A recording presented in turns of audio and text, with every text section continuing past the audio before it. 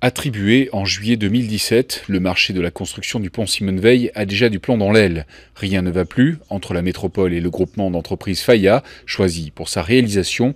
À l'origine, un désaccord d'ordre technique sur la manière de réaliser les bâtardeaux, ces enceintes permettant de créer un espace étanche afin de construire les piles du pont.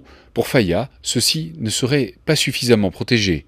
Ces ouvrages ont été décrits parfaitement décrits dans l'appel d'offres, et il s'avère que suite à l'attribution du marché, il y a eu une mise au point qui n'a pas fait l'objet de la part de la maîtrise d'œuvre, d'observations particulières dans les notes de calcul qu'on a remis sur les hypothèses qui étaient celles du marché, et que lorsqu'il y a eu une mission géotechnique complémentaire, une G3, qu'on appelle une G3, il s'est avéré que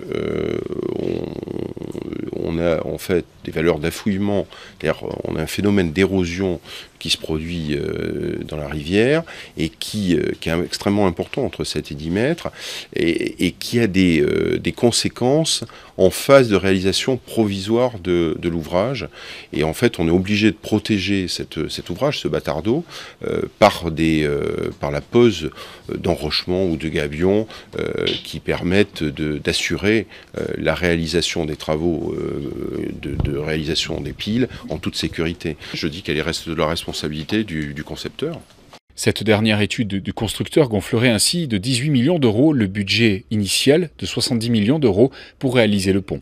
C'est une surprise pour moi, 18 millions sur 70. Alors, il y a des travaux qui sont en cours et qui vont se poursuivre. Et je voudrais souligner en particulier que la réalisation de la trémie sur la rive gauche sera poursuivie, de même que l'aménagement des quais de la rive droite, ce qui contribuera quand même à fluidifier un peu la circulation.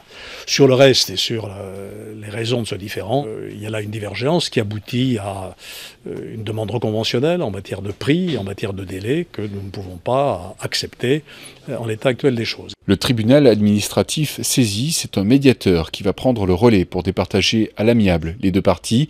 Toujours est-il que la réalisation du pont prendra de 1 à 3 ans supplémentaires s'il ne faut pas, à l'extrême, refaire un nouveau marché pour sa construction.